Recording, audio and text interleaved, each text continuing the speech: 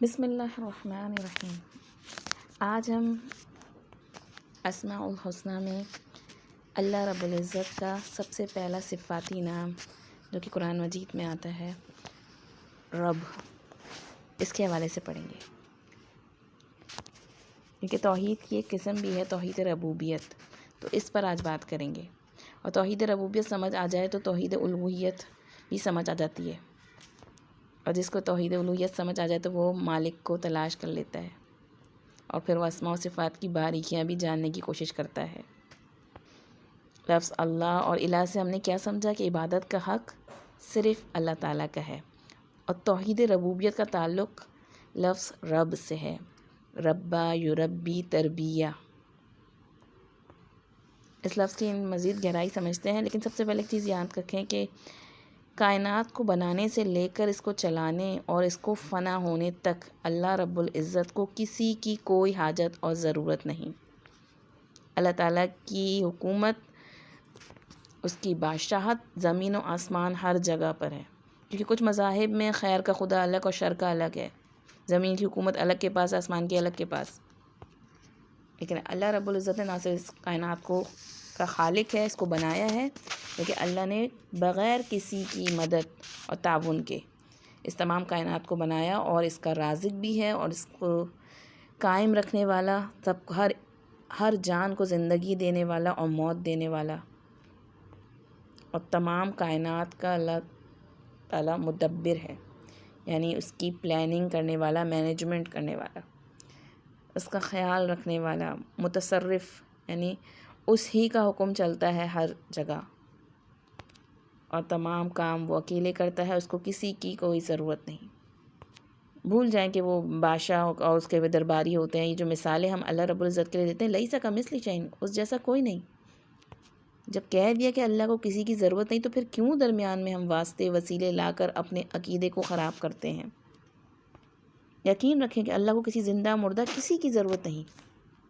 توحید کا اقرار فطرت کا تقاضا ہے، جس پر اللہ نے تمام مخلوقات کو پیدا کیا ہے، خواہ انسان ہیں، جن ہیں، پرندے ہیں، حیوانات ہیں، میملز ہیں، ریپٹائلز ہیں، جمادات، نباتات، ABCD، یعنی تمام مخلوقات A to Z، ہر مخلوق کی فطرت میں یہ بات گوندی ہوئی ہے، وہ جانتا ہے کہ اللہ ہمارا رب ہے، ہمیں پیدا کرنے والا، ہمیں قائم رکھنے والا، ہمیں چلانے والا، ہمیں رزق عطا کرنے والا، ہماری زندگی موت ہر چیز اسی کے اختیار میں ہے، اور یہی اصل توحید ربوبیت ہے۔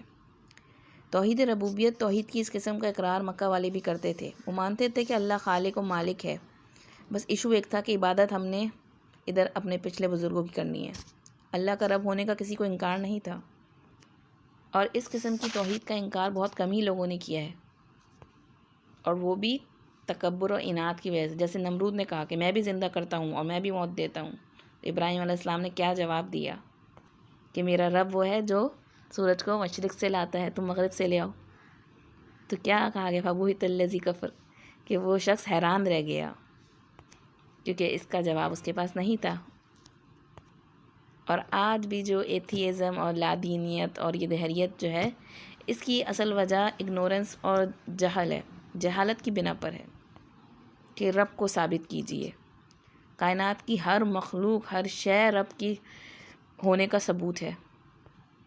یہ سائنس کے نام پہ جو ہمارے ایسے فلسفے پڑھائے جاتے ہیں کہ ہمیں گمراہی کے راستوں پہ لے جایا جاتا ہے کہ بس یہ کوئی انسیڈنس ہے، ایک بگ بینگ ہونا اور یہ سب کچھ، اور مدر نیچر کی طرف دعوت دی جاتی ہے تاکہ ہم اصل چیز سے گمراہ ہو جائیں اور شیطان کے راستوں کی طرف چل پڑیں، کیونکہ کائنات میں موجود تمام مخلوقات خود رب کے ہونے کا ثبوت ہیں۔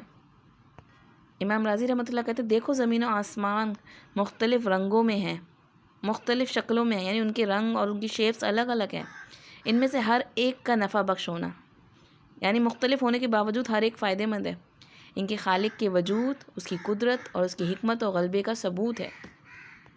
امام ابو حنیفہ نے کہا کہ ایک کشتی ہے اور بہت بڑی، اور اس میں تجارتی سامان بھی ہے، لیکن کشتی کو کوئی چلانے والا نہیں ہے، لیکن وہ پرفیکٹلی چلتی ہے اور اپنی جگہ پہنچ جاتی ہے، تو لوگوں نے حیرانگی سے کہا ایسا کیسے ہو سکتا ہے؟ تو انہوں نے کہا لوگوں خود سوچو، ایک کشتی جو خود نہیں چل سکتی، تو اتنی بڑی کائنات وہ خود کیسے چل سکتی ہے؟ اسے کوئی نہ کوئی چلانے والا ہے۔ اسے کون چلا رہا ہے؟ وہی ہمارا رب ہے۔ امام احمد بن حنبل نے کہا کہ ایک مضبوط قلعہ ہے جس کے اندر جانے کا کوئی دروازہ کھڑکی نہیں، کوئی سوراخ تک نہیں۔ باہر سے وہ چاندی کی طرح چمک رہا ہے اور اندر سے سونے کی طرح دمک رہا ہے۔ اس کے اندر ہوا تک نہیں جا سکتی، لیکن اچانک ایک دیوار گرتی ہے اور اچانک چھوٹی چھوٹی آنکھوں ٹانگوں والا خوبصورت شکل، پیاری بولی والا چلتا پھرتا نظر آتا ہے۔ بتاؤ اس بند مضبوط مکان میں اس کو پیدا کرنے والا کوئی ہے کہ نہیں؟ ان کا اشارہ انڈے میں سے چوزے کی طرف نکلنے کا تھا۔ یخرج الحی من المیت، وہ نکالتا ہے زندہ کو مردے میں سے۔ سبحان اللہ، ہمیں بھی اتنی پیاری تبلیغ کرنا آ جائے۔ تو آج ہم رب کے لفظ کو دیکھیں گے۔ اصل میں ایک چیز رب کے حوالے سے یاد رکھیں کہ ذرے سے کمال تک پہنچانے والا، یعنی ایک ذرہ، ایک نطفے کو، ایک نقطے کو وہ کمال تک پہنچاتا ہے۔ اور اللہ تعالیٰ کا سب سے کمال مخلوق، اشرف المخلوق، اس کا سب سے ماسٹر پیس انسان ہے۔ تو اپنی ہی تخلیق پر غور کریں تو ہمیں اپنے رب کو پہچان سکتے ہیں۔ اللہ تعالیٰ نے کس طرح مرد کے منی سے جو نکلتے ہیں 2 کروڑ خلیے نکلتے ہیں جو ایک بچہ بننے کی صلاحیت رکھتے ہیں، لیکن اس میں سے ایک خلیہ عورت کے ایگ سے جا ملتا ہے۔ اپنے آپ کو دیکھیں کہ ہم اللہ کا وہ فیصلہ ہیں۔ اپنی تخلیق کی قدر کیجئے کہ 2 کروڑ خلیوں میں سے ایک ہمیں چنا گیا۔ پھر اس ایگ کو کم و بیش 3 دن لگتے ہیں، یوٹرس کی دیوار میں داخل ہو جاتا ہے وہ، اور اس کو اس وقت جنین یعنی ایمبریو کہا جاتا ہے، جو اس وقت نقطے کے برابر ہوتا ہے، اور کنسیو سے 1 ہفتے میں جو زائگوٹ بن گیا، یہ ماں کی رحم میں ایک جھلی میں جگہ بنا لیتا ہے، اور کچھ ہفتوں تک یہ مدغہ اور جنین محض چھوٹی سی مچھلی کی شکل میں نظر آتا ہے، اور پریگننسی کے 4 ہفتے کے آغاز میں برائے نام اس کا پھر دل بن کر دھڑکنا سٹارٹ ہو جاتا ہے، پھر مسکولر سسٹم بنتا ہے، اور پھر جسم کے مزید اعضاء بننے لگتے ہیں، اور 1 ہفتے کے اندر چھوٹے سے زائگوٹ کا دماغ اور ریڑھ کی ہڈی، آنکھ، کان، ناک، یہاں تک کہ گردے اور پھیپھڑے بن جاتے ہیں، اور وہ فیٹس جس کا آغاز ایک نقطے سے ہوا تھا اب تقریباً 3 ملی لیٹر تک بڑھ چکا ہوتا ہے، یعنی 500 گنا تک زیادہ ہو چکا ہوتا ہے، 3 ماہ تک یہ انسانی شکل اختیار کر چکا ہوتا ہے۔ اس کا وزن اس ٹائم 28 گرام یعنی 1 اونس ہوتا ہے، اور اس کی لمبائی 7 سینٹی میٹر کے قریب۔ اس ٹائم اس کی بازو اور ٹانگیں بھی واضح ہو جاتی ہیں اور انگلیاں نظر آنے لگتی ہیں۔ اب یہ ٹانگیں چلا سکتا ہے، انگلیاں بند کر سکتا ہے، سر بھی گھما سکتا ہے، اور اپنا منہ بھی کھول بند کر سکتا ہے، اور اب 4تھے ماہ سے ماں بچے کی حرکت محسوس کر سکتی ہے۔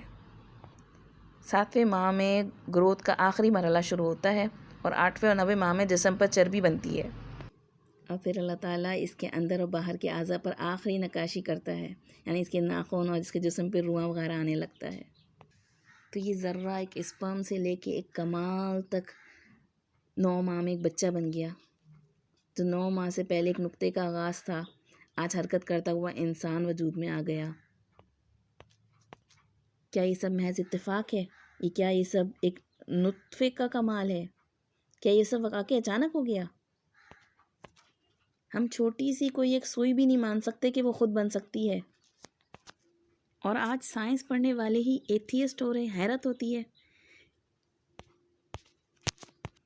اور ابھی تو صرف ہم نے جسم کی بات کی ہے، اس میں پھر روح ڈلتی ہے، اور پھر اس کی سائیکالوجی اور کیا کچھ اللہ تعالیٰ نے کتنی کمپلیکیٹڈ اور کتنا آرگنائز سسٹم سے انسان کی تخلیق کی ہے۔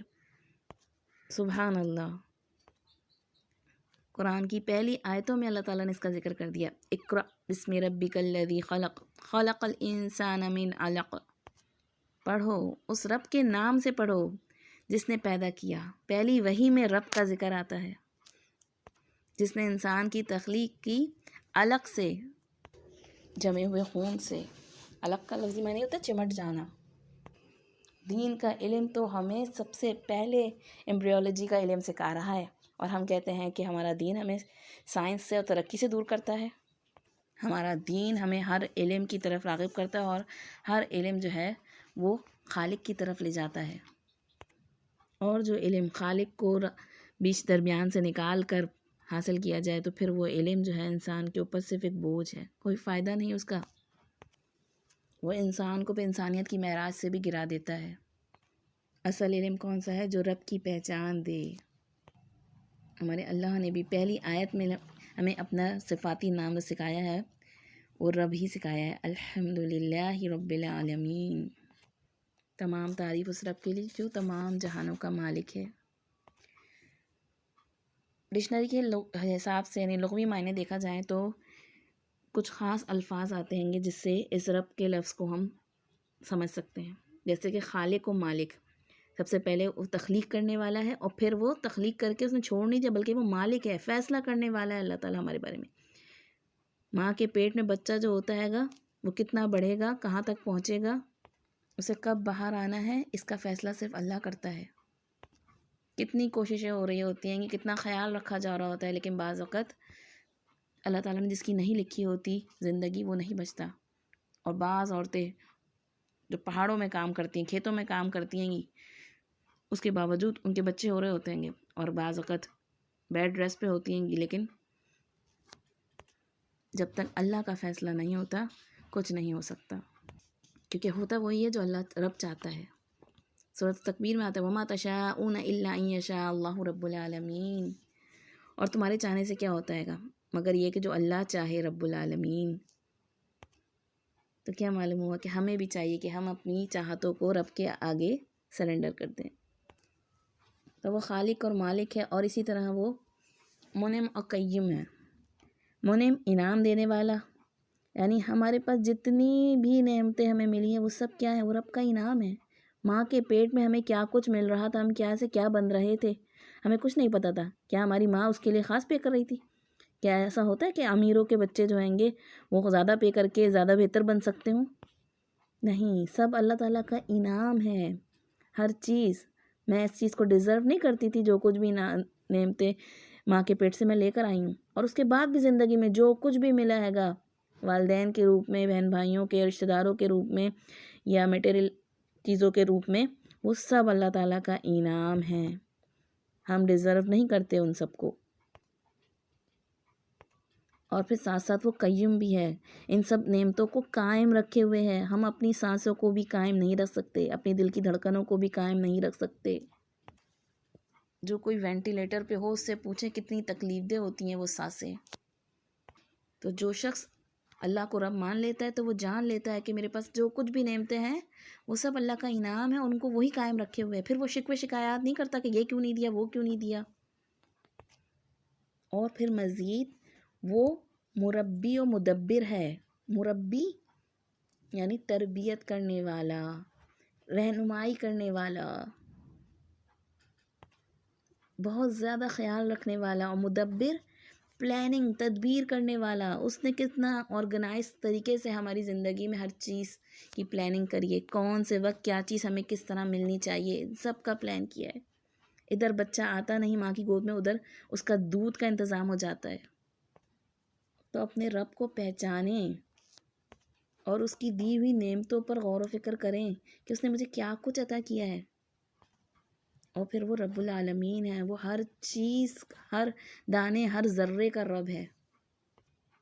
ایک دانہ جو ایک بیج ہوتا ہے گا، وہ کیسے اس کو درخت بناتا ہے گا؟ تو کس نے سکھایا اس بیج کو درخت بننا؟ کس نے بنایا؟ کسان بیچارے کو تو اتنی سائنس بھی نہیں آتی۔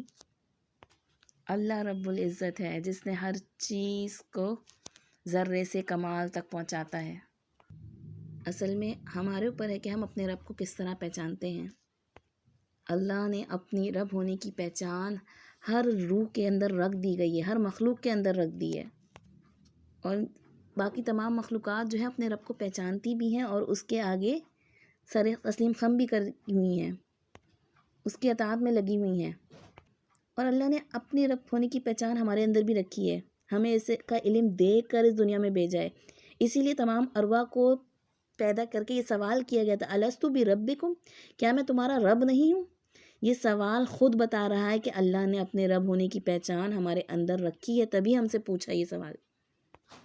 اور پھر آپ دیکھیں قرآن مجید میں جتنی دعائیں آتی ہیں آپ کو نظر آئے گا کہ وہ رب کے صفاتی نام سے آتی ہیں۔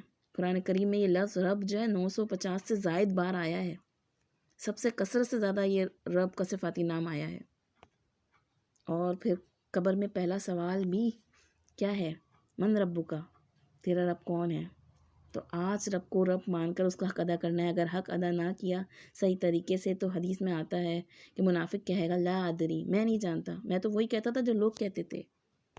تو نبی کریم صلی اللہ علیہ وسلم نے ہمیں صبح شام کی دعاؤں میں سکھایا ہے رضیت باللہ ربا، میں راضی ہوں اللہ کے رب ہونے پہ، وبالاسلام دین ہوں، اور اسلام کے دین ہونے پہ، وبمحمد صلی اللہ علیہ وسلم نبیہ، اور محمد صلی اللہ علیہ وسلم کے نبی ہونے پر۔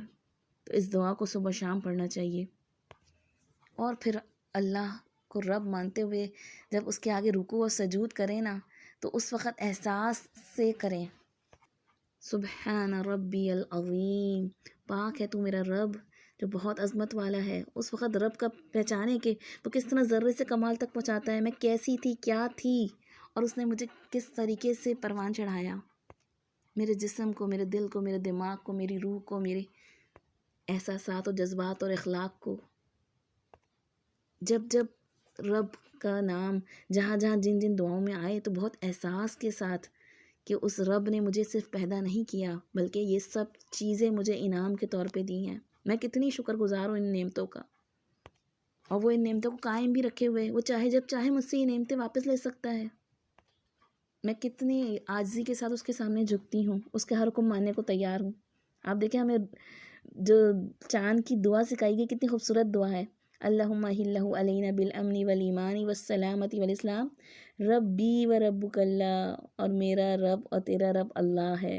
کتنی محبت آتی ہے یا دعا پڑھ کے آخری الفاظ پڑھتے ہوئے کہ تیرا بنانے والا اور تجھے قائم رکھنے والا رب بھی اللہ ہے، اور مجھے بنانے والا اور مجھے قائم رکھنے والا رب بھی اللہ ہے۔ اسی طریقے سے ہم دیکھتے ہیں سید الاستغفار میں اللہ تعالیٰ نے کتنے خوبصورتی سے کہ گناہوں کی معافی بھی مانگنی ہے تو رب کے نام سے کہ اللہم انت ربی، اے اللہ تو ہی میرا رب ہے، لا الہ الا انت، تیرے سوا کوئی الہ نہیں۔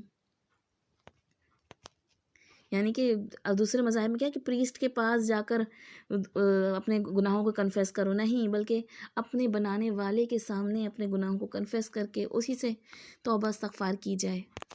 اور یہ سید الاستغفار تو روزانہ پڑھنے کی ہے، صبح اور شام۔